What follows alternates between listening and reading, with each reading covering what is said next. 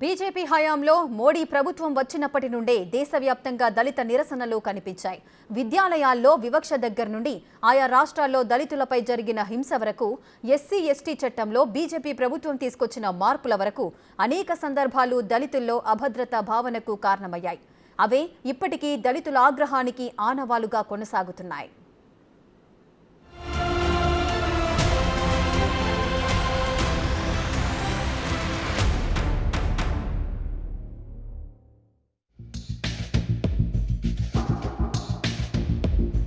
రెండు 2014లో మోదీ అధికారం చేపట్టిన నాటి నుండి భారతదేశంలో దళితుల నిరసన స్వరాలు పెద్దగానే వినిపిస్తున్నాయి. 2016లో హైదరాబాద్ విశ్వవిద్యాలయంలో రోహిత్ వేముల ఆత్మహత్య నుండి విద్యాలయాల్లో వివిధ దళిత సంఘాలు నిరసనలకు పిలుపునిస్తూనే ఉన్నాయి. 2018 ఏప్రిల్ 2న భారత్ బంద్లో భాగంగా పెద్ద ఎత్తున జరిగిన నిరసనలు చాలా మందిని ఆశ్చర్యపరిచాయి. ఉత్తర భారతదేశంలోని అనేక ప్రాంతాల్లో సాధారణ జనజీవనాన్ని ప్రభావితం చేసిన ఈ బంద్ ఏ రాజకీయ పార్టీ అధికారికంగా స్పాన్సర్ చేయనప్పటికీ తీవ్రమైన ప్రభావం చూపించింది. దేశంలోని అనేక రాష్ట్రాల్లో రుణమాఫీ, వ్యవసాయోత్పత్తులకు గిట్టుబాటు ధరల వంటి డిమాండ్ల కోసం వివిధ రాజకీయ సంస్థలు, రైతు సంఘాలు నిర్వహించిన రైతు నిరసనలకు భిన్నంగా ఇది జరిగింది.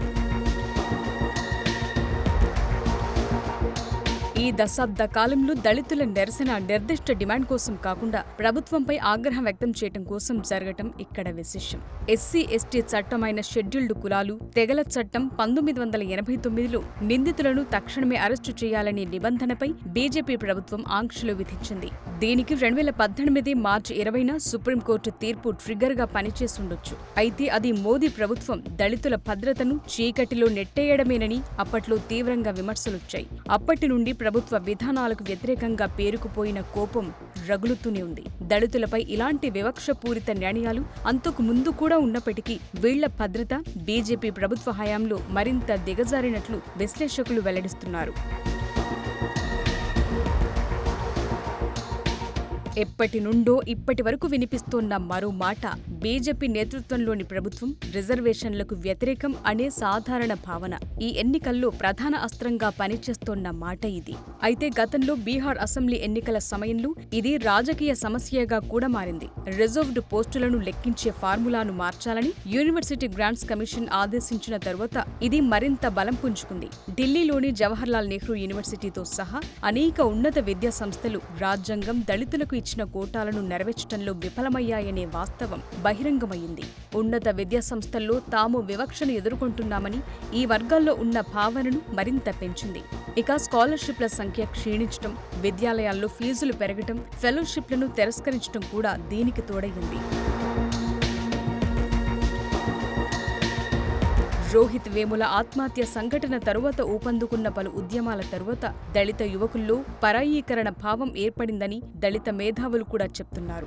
రాజ్యాంగపరమైన రక్షణలు బలహీనపడటం, గో సంరక్షణ పేరుతో హింస పెరగటం దళితుల్లో మెజార్టీ ప్రజల్ని అభద్రతలో నెట్టేసింది. పశువుల వ్యాపారం, పశువుల సంబంధిత కార్యకలాపాలపై నిషేధం తరువాత కూడా పరాయీకరణ భావన మరింతగా పెరిగింది. ఇక ఇప్పటికే ఉద్యోగాలు లేకపోవటం, వేతనాలు తగ్గిపోవటంతో బాధపడుతున్న యువతకు ఇది ఘోరమైన దెబ్బగా కనిపించింది. పశువుల వ్యాపారం, తోలు పనిలో ఉన్న దళితులపై దాడులు మరింతగా పెరిగాయి.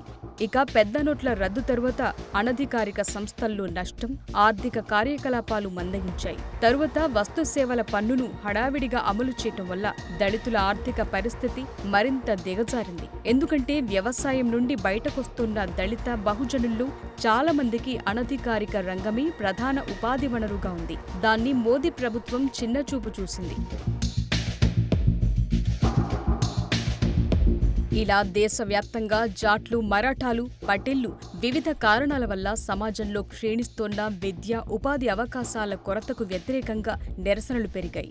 రకరకాలుగా దేశంలో పెరుగుతోన్న అసమానతలకు వ్యతిరేకంగా దళిత జనం ఆగ్రహానికి బీజేపీ ప్రభుత్వం గురయ్యింది.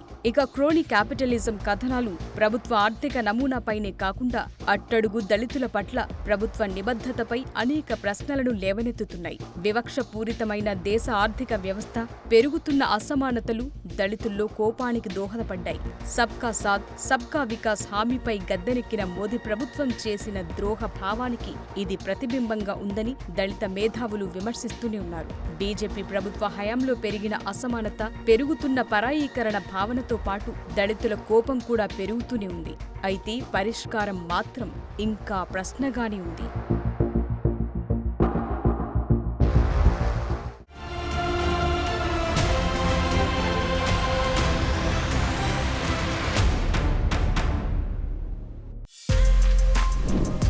For more videos like this, subscribe Big TV channel.